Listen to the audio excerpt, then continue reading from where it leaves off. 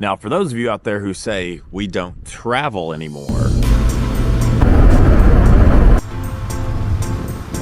we are a long way from Yellowstone. Hey guys, in this video, I'm going to tell you the incredible, true, once-in-a-lifetime story of reuniting with a long-lost friend on the other side of the world after more than 30 years of no communication whatsoever. It's incredible. Wonderful. Yeah, it's just incredible. Such a surprise. Well, I told my wife this is a once-in-a-lifetime moment. I mean, truly once in a lifetime. Like, it took 30 years to have this moment. Nice to meet you. My goal with this video is not only to share with you a really cool lifetime travel experience, but also to inspire some of you out there to consider taking a gap year. What is a gap year, you may ask?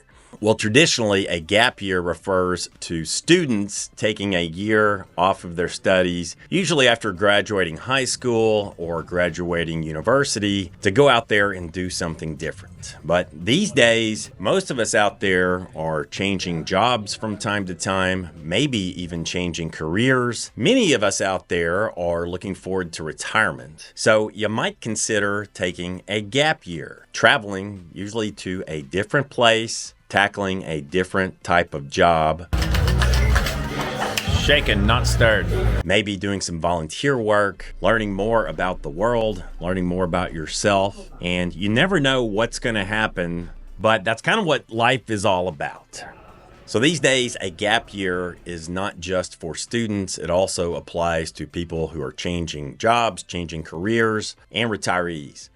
And for some reason, that's what I decided to do when I was 22 years old in 1992. I had heard through word of mouth that some teaching opportunities had opened up in Eastern Europe. You know, I was trying to figure out what to do with my life. I studied Russian in college, and I knew just enough Russian to really butcher that language. So I hoped to go overseas and maybe improve my foreign language speaking skills. And I thought that maybe over the long term, that might help me with my job or my career. For some reason, they have the best mandarin oranges here. I think they come from Albania. They're delicious. So I heard about this organization called Education for Democracy, and it was just purely a grassroots organization. I mean, 3 or 4 people ran this outfit. Their whole mission was to place teachers into positions in Central and Eastern Europe. When I applied for a job, I really had no idea where I would end up. But I got a phone call from this organization, and they said, hey, we can offer you a position in Czechoslovakia. Now, to be honest, at the time, I knew absolutely nothing about Czechoslovakia. I had never really been overseas. I certainly had never been to Europe. I had no idea what I was getting into. In fact, I remember when they said, we can send you to Czechoslovakia, I pulled out a world map and tried to find it on the map. Now, at the time, I really didn't have any money. So over the summer of 1992, I worked to pay for a plane ticket to Czechoslovakia. I thought, well, if I can afford a plane ticket, I can get over there, I'll start my teaching job, and then I'll start getting some paychecks, and I'll be able to get by. My teaching salary was paid in Slovak crowns, and it was about $120 per month. So on the appointed day, I flew to Czechoslovakia. I really had no idea even where I would be teaching. I didn't know if I would be working with adults or with children. I mean, quite honestly, I just had to accept whatever job they offered me. When I arrived in Czechoslovakia, I learned about my final assignment and that I would be teaching English in a so-called základná škola, a basic school with students that ranged from 3rd grade up to 8th grade. So from around 8 years old up to 13 years old. I don't know for sure how many teachers were over here. Let's say there were a few dozen, maybe even if there were 100 or 200 at a time. I don't think there were that many, but everybody had a different type of job. A lot of the teachers were working with young adults and with adults, and maybe even in corporate situations where the company wanted to teach people English as a second language. So not everybody was working with kids. I don't know how I got that assignment. At the time, I felt kind of lucky because I enjoyed interacting with all the different children, and also it was cool to be here in Bratislava. You know, a lot of my fellow teachers ended up in very small, remote villages in Slovakia. And so like they had undoubtedly a very different experience. So I'll never forget those first few days of settling into Czechoslovakia. You've got to think about how the world was back then. There was no internet that was publicly available, no cell phones, no World Wide Web. There was no way to really easily communicate with the outside world. We were still writing handwritten letters. Long distance phone calls were very expensive, especially from overseas. So I really had no affordable way to communicate with my family. I would call them, collect once a week, and we would speak for around 15 minutes. But otherwise, I was really on my own.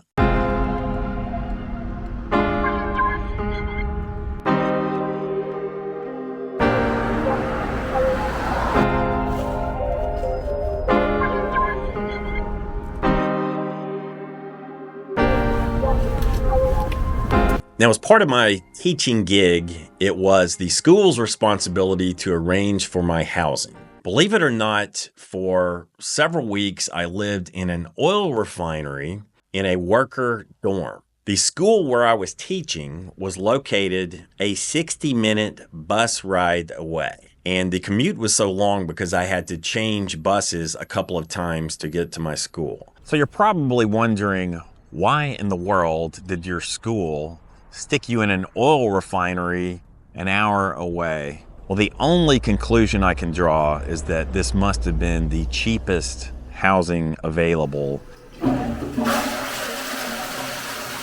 Bratislava, perhaps in all of Europe. I mean, it must have been dirt cheap to put me over here.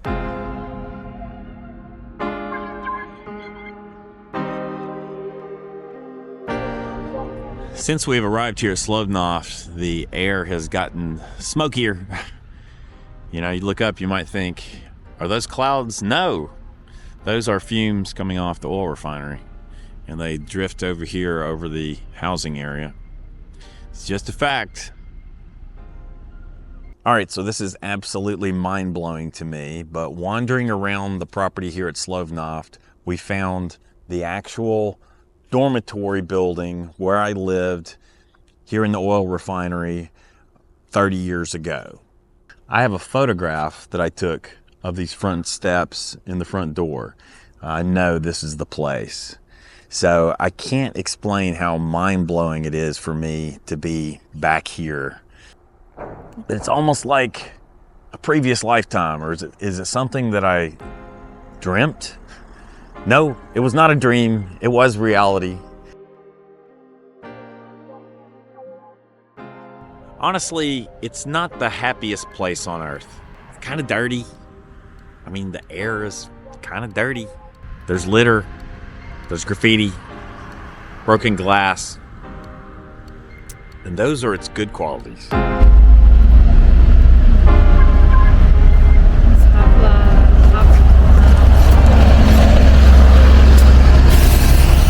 It was still hot there at the time. My dorm had no air conditioning and it had no hot water. So I was taking cold showers and then going into my sweltering dorm room. And if I dared to open the window to my dorm room, I would be besieged by mosquitoes.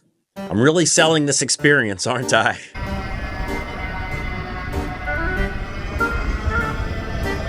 When I was living here in Bratislava, of course, I did not have a car, so I relied on the mass transportation system, which is really good here in my opinion. Not to say I didn't get lost once or twice.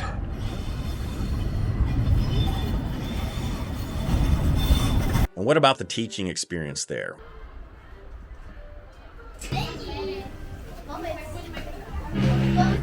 The school was great, and I had a lot of students. 177 students. Again, ranging from the ages of 8 up to 13. And I'll never forget those first few weeks. It was very challenging communicating with them. So you can imagine, I'm in these classrooms. I don't speak Slovak. They don't speak English. So my first few lessons were very simple and basic. I honestly didn't have a whole lot of guidance. I didn't have a whole lot of experience, and it was a sink or swim type of situation. All of those students assumed I knew what I was doing. And over time, I figured out what I was doing. So I would go into the classrooms and it was just me teaching. The idea was that the schools would bring in native English speakers like me to work with the kids and hopefully improve their conversation skills. Every day, not only was I teaching the students English, they were teaching me language skills, and not only Slovak, but they also taught me a lot of British English, because all of the teaching materials in my school were in British English, which has a different vocabulary from American English.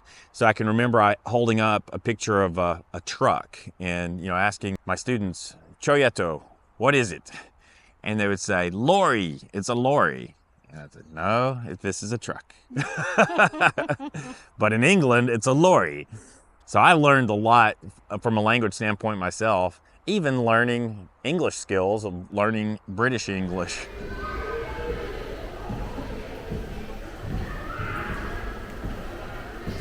There's an old saying that you can't go home again. And part of it just has to do with the passage of time and that people grow up and move on. So obviously 30 years ago, this was a very influential place in my life for a period of time. Now, basically every single person who was here has moved on. I was a teacher here. No way. Yes, it's a true story. Now, after a couple of months, my life changed. This American friend of mine was in town from the countryside, and he needed a place to stay over the weekend. And I said, "Well, you're welcome to crash at my place out at Slovnaft in the oil refinery." I took him back to the oil refinery, and he was absolutely shocked by the conditions in which I was living at the time. And he called the organization and said, "I can't believe you've got Sean living in this oil refinery. You got to find him a different place to live." And sure enough, the school agreed, and I ended up moving to a different apartment that I liked very much. And eventually I settled into this apartment that was much closer to the school. So my life improved immeasurably. Behind me is the apartment where I stayed for the longest period of time here in Bratislava. And this was probably overall my best living accommodation because of the walking distance to school. And this is just a quiet little neighborhood in Bratislava. And looking around, I can't see much that has changed around here. Everything seems very familiar.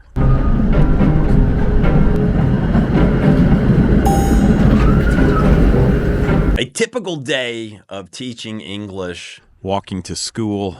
Who really bothers doing graffiti? I mean, who's responsible for this? It's always here, but I never see anyone actually graffitiing. I mean, who decides, you know what? I'm going to take my money, buy some cans of spray paint, and go write some unintelligible gibberish on the wall.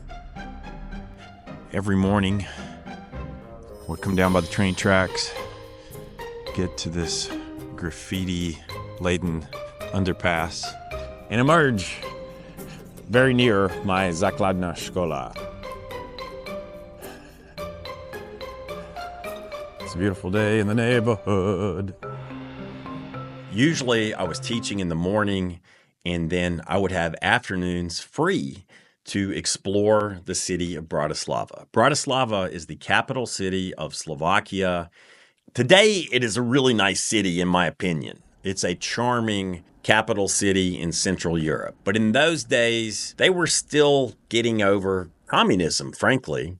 You know, I remember someone telling me an old parable that if you had a donkey and you took that donkey and tied it to a stake and you walked it in circles for several years, and then one day you cut the donkey free, what would the donkey do? It would continue to walk in circles.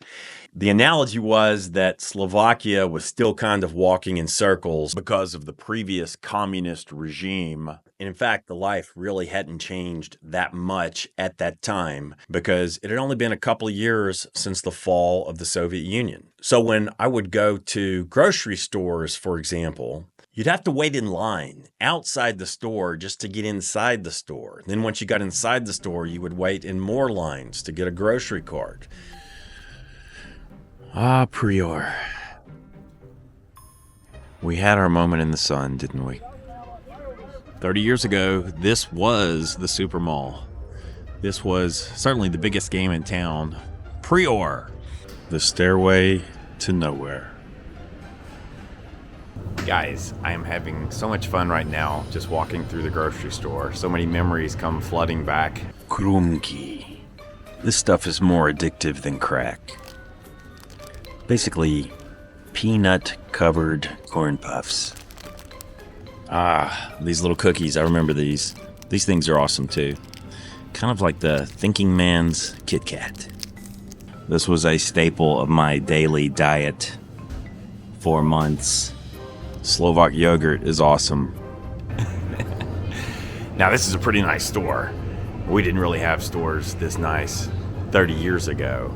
But a lot of the core products are still here. Oh yeah, this is the good stuff, my friends. The smoked Slovak cheese is the best. I don't know why, but in my opinion, some of the best cheese you're ever gonna have in the world. You know, under communism, people used to leave work early. Why? To get home to tend to their gardens. You know, several Slovak friends told me the only way you would have fresh vegetables was to have a garden, because you weren't going to find any at the store. Well, that has changed.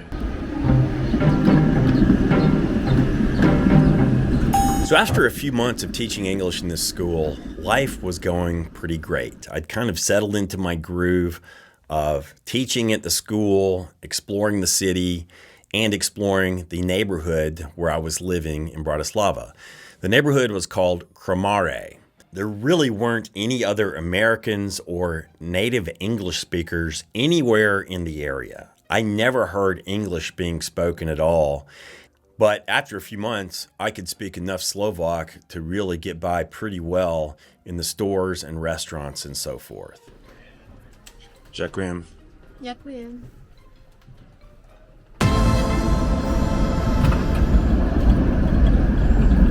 Just when I was finally starting to get comfortable, one day something happened that would change everything. And it all started with a random chance encounter. When I was leaving my apartment building and a man was walking next to me and he greeted me in Slovak. And I replied to him, Bohužiaľ nehovorím po slovensky, which means, unfortunately, I don't speak Slovak. And he immediately addressed me in perfect, fluent English. My name is Juraj. You can call me George. I live here in the same building. You know, I'm so delighted to see an American here in our neighborhood. Why don't you join my wife and I this evening? We'll have some wine and some snacks and get to know one another. And I said, okay, that sounds great. Of course, I was excited at the opportunity to make a new friend in the area who could speak English. So later that day, I went back to my apartment and I could tell that I was getting sick. Something was wrong. And sure enough, very soon, I had an extreme illness. I had a high fever and a rash was breaking out on my skin. And I just felt so tired and weak. And I really didn't have any medicine. I had no phone in my apartment. I had no way to communicate with anyone. And so all I could do is lie in bed. I didn't know what was wrong, but I knew I had a really severe illness. And I was really too weak to even go downstairs to George's apartment and tell him what was going on. Later, a knock came on my door and I struggled to get up out of bed, go to the door, and of course, it was George. And I remember telling him, I'm sick, and he was like, oh, you're sick. That explains it. So what can I do to help you? And I said, I don't know, but this really feels pretty serious. I have a really high fever right now. And George said, "Don't worry, my father is a doctor. We'll go to the hospital and we'll get you checked out." So the next thing I know, this guy who I just met, who was basically a total stranger, was taking me to the hospital to meet his father. And it turns out that his father was a well-known pediatrician in the local hospital known as Refinery Hospital. And I remember the examination going on for half an hour or so. And at one point, George's father said, "Have you ever had chickenpox?" So looking back, it should have been obvious. I'd never had chickenpox before, and I was working with almost 200 school children. I remember one day noticing that one of my fourth graders had been absent from class for several days. Her name was Tanya. I asked my kids, "Where's Tanya? Is she okay?" And they said, "Tanya chori," which means Tanya's ill. She is ill. And I said, "Oh no, that's terrible. What kind of illness does Tanya have?" One student went to the chalkboard, drew a face, and put dots on the face. Once the staff realized that I had chickenpox, I was immediately declared a candidate for quarantine treatment. They brought out a pair of pajamas and said, you need to take your clothes off, switch into these hospital pajamas, and do what you are told. And at this point in time, I had only known George for maybe 30 minutes. I mean, we had spent a total of about 30 minutes together, most of that in the hospital. And George looked at me and he said, "Look, I need you to give me everything you have with you. Give me your wallet, give me your passport, and I'll hold it for you.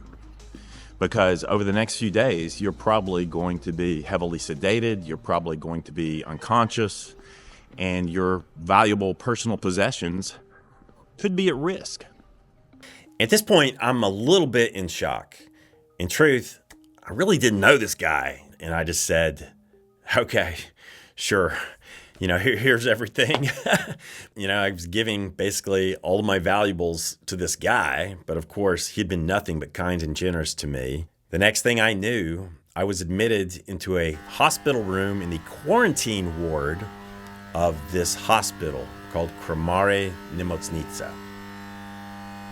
My hospital room was fascinating because it was designed to be a quarantine room, and visitors could come visit your room while still standing outside the building because there was a wraparound balcony walkway that extended all around the perimeter of the building. And I could actually receive visitors while I was in quarantine because they could walk along that walkway and stand outside my room.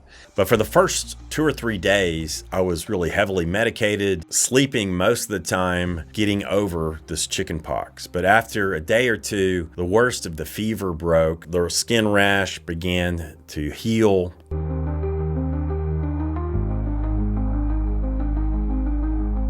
Well, I ended up spending the next 10 days in the hospital.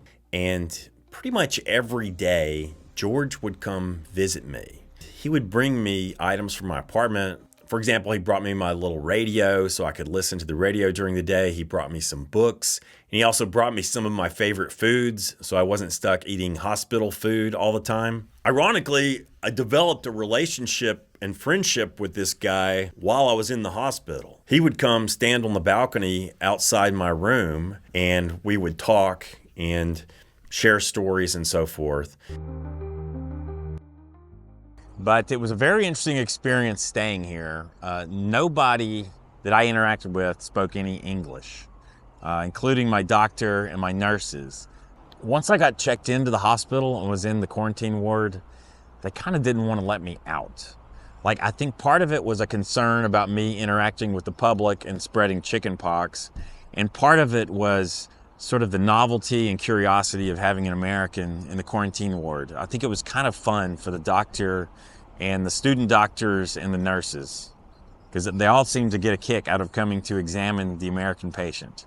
10 days later, I finally convinced my doctor to let me out. Well, it's a funny thing about travel. First of all, if the story ends well, over time, you will have fonder and fonder memories of the experience.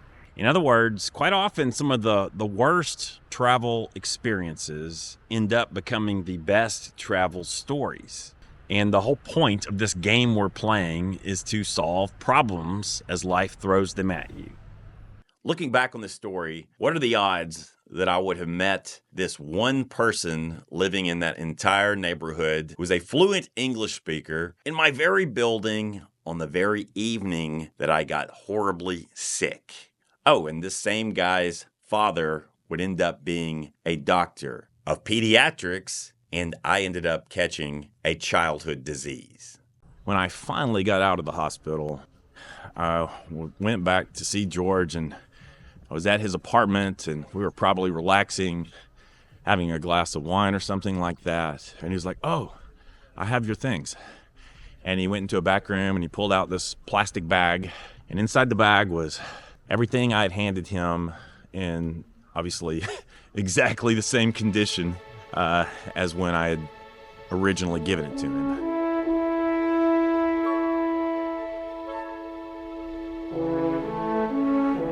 So I finally got out, got back to my apartment, released from the hospital and healthy again, just in time for a very historic event that was happening in Czechoslovakia. On New Year's Eve, 1992, the country of Czechoslovakia divided, and they became the Czech Republic and Slovakia, separate nations with separate governments and separate currencies at that time. I was back on the streets, healthy enough to go down to the main city square and to celebrate the creation of the first independent Slovakia and Slovak state. And I can remember dancing with a friend to the Blue Danube Waltz in the early moments of January 1st, 1993. But I remember at that time thinking, there's no other place in the world I would rather be at this moment than in this specific place at this historic time. Unbeknownst to me at the time, there was a National Geographic photographer there who photographed my friend and I dancing in the first moments of Slovak independence. And that photograph later made it into National Geographic magazine.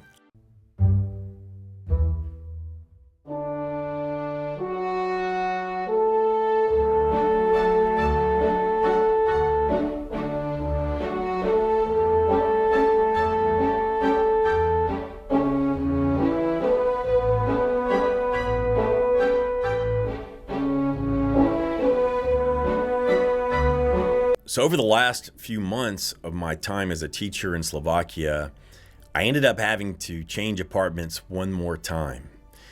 I had to move to this area in town called Petržalka. Petržalka is this large housing development neighborhood in that, there are all these different apartment buildings. A lot of them, frankly, look kind of the same, and even longtime residents of Petržalka will tell you that. There are obviously a lot of great people living in Petržalka.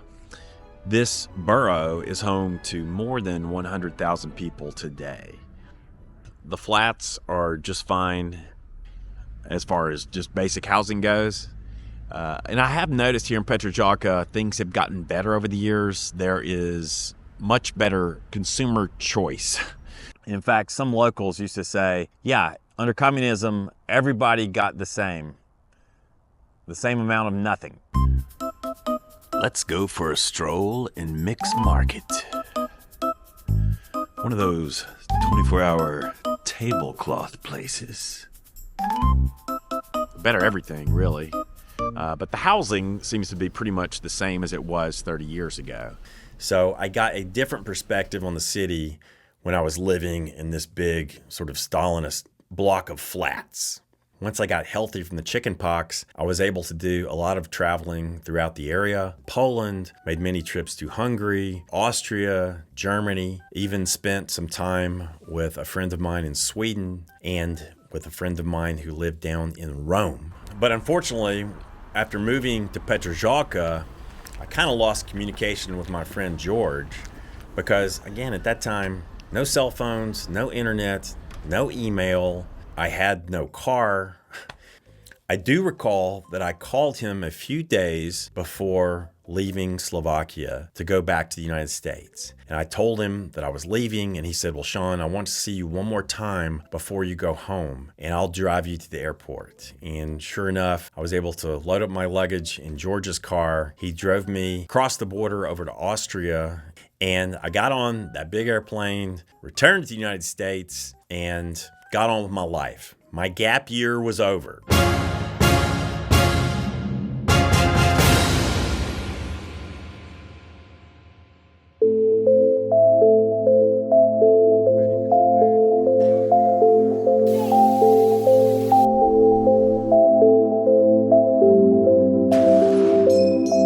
That block of time that I spent in Slovakia really heavily influenced the next 30 years of my life. You know, all of the advancements in communications technology have been incredible, and none of us would want to go back to the way things were 30 years ago exactly.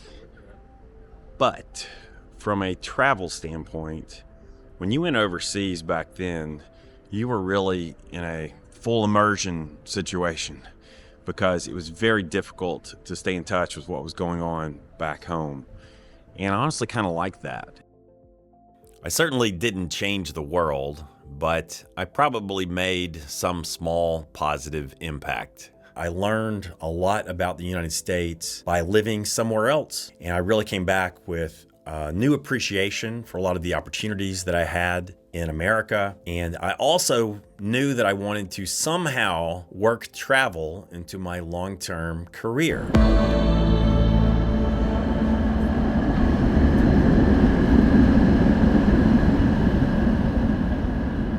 As I was going through my life in the United States, over time, I just lost contact with George. We certainly never spoke, and I really, after a while, had no idea of how to get in touch with him.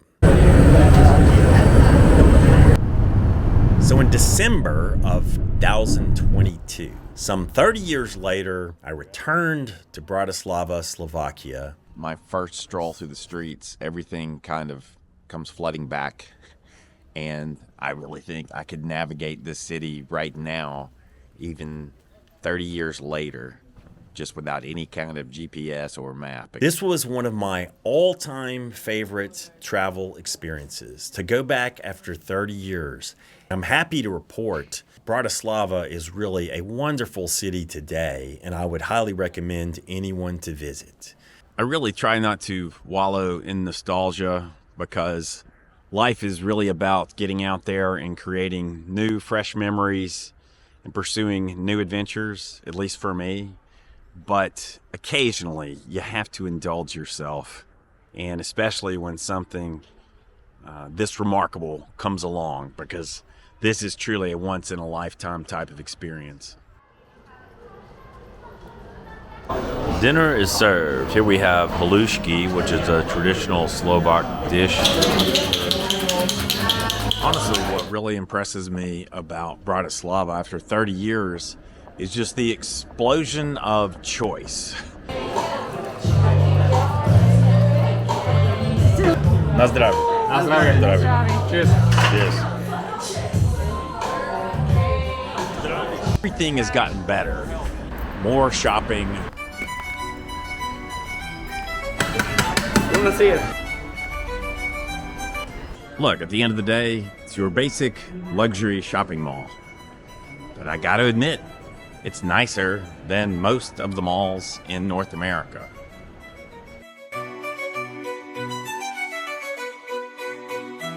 From a consumer standpoint, the shopping experience here has totally transformed. This place has moved light years forward in 30 years. You guessed it, friends.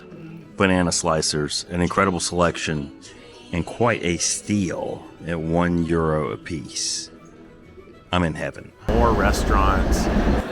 Here we have traditional goulash served with a side of bread, and some bread served with a side of soup.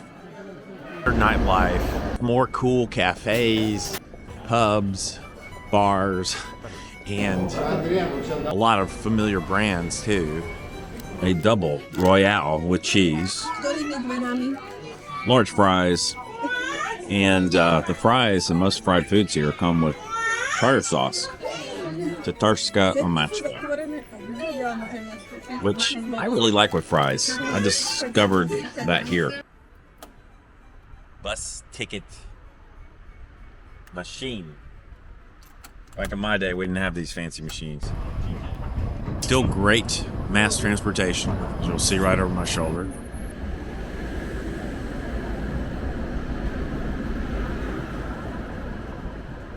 I love this place. Whenever we go overseas, we get these messages from people. How could you go there? Isn't it so dangerous? I would be terrified if I was over there in that part of the world. No. I mean, honestly, this city is a lot safer than our hometown in the United States. And for the most part, most of the places we travel overseas, well, within reason, are safer. Certainly most places we go to in Europe and Asia. You know, when we were getting ready to leave Bratislava, I had one regret. I lived on Jehovada Devednost, which I think was Strawberry 19. I hadn't talked to George. Yes. I remember, I think I rented this apartment from Mrs. Durganova. I'd tried to find him, but he was no longer living in the building. I got on the internet, I did a lot of searching, and I just came up with nothing. So I honestly was at kind of a loss for what to do. I had looked on social media, I'd done every kind of internet search I could think of. I had one more idea. I went down to the front desk of our hotel. We were staying at the AC Marriott in Bratislava, and I'd kind of gotten to know the hotel staff over the course of the days that we were staying there. And I explained my situation to the staff at the hotel. The staff at the hotel was very nice, and the girls at the front desk told me they would work on it, okay? For that day, I went to the front desk, and the girl said, "We think we found a lead for you to contact this guy. We found his name attached to the board of directors of this certain corporation. We think if you email the corporation, they might be able to put you in touch with where he is today." I sent the email. Christy and I went out. We were touring around Bratislava.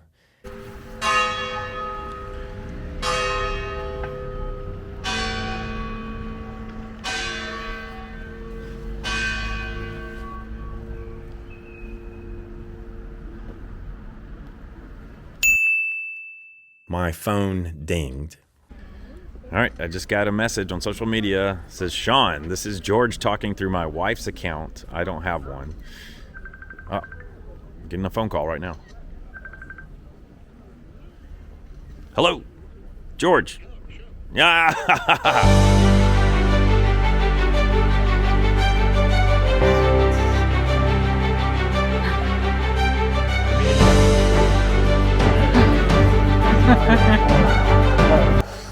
It's incredible. Wonderful. Yeah, it's just incredible. Such a surprise. Well, I told my wife this is a once-in-a-lifetime moment. I mean, truly once in a lifetime. Like, it took 30 years to have this moment. Nice to meet you. It was nice to meet you. Nice to meet you. I've heard lots of wonderful things about It's you. amazing. Yeah, I'm so happy. Yeah, me too. Me too. This is a thrill.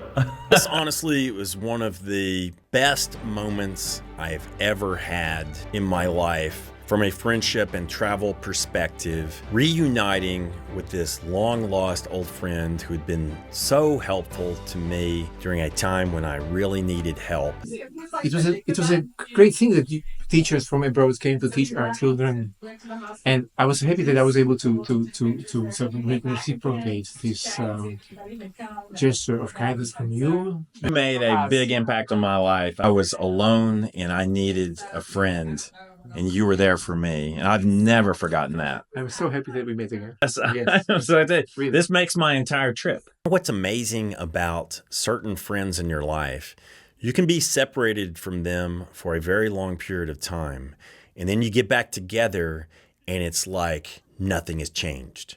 Your friendship is the same. You have the same type of conversations. There's still that same bond there. First of all, I started my overseas adventures coming here.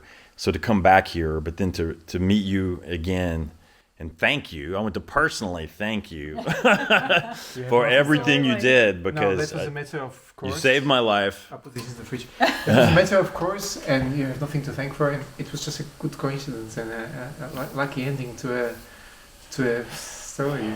And I'm so happy that we met. Really, I've been telling this story to them, and it's unbelievable after 30 years. The moral of this is the following: however strange and unbelievable my stories may sound, Exactly. they're all true. Always believe your Yeah, you have father's to believe stories. all of them. Yeah. Friendship, Yes. old friends and new friends. Thank you all. Well, get your Na zdraví, yeah. Cheers.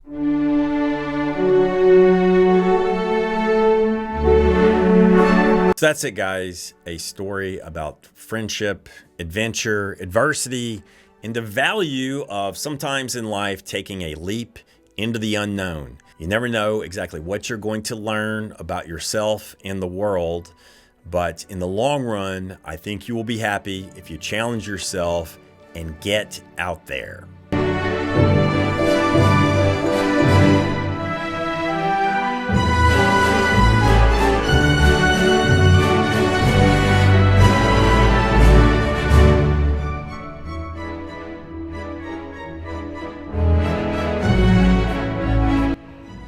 I realize this is a huge departure from typical long honeymoon fare, but I hope you have enjoyed it nevertheless.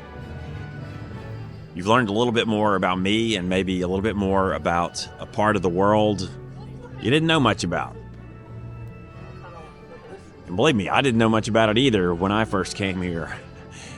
But I've really enjoyed getting to know it over the years.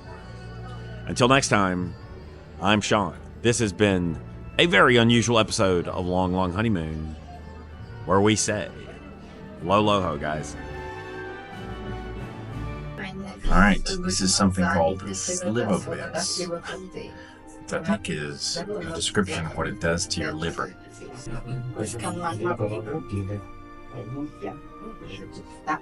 Yes, I just Slivovitz myself. Oh my god. What was I thinking?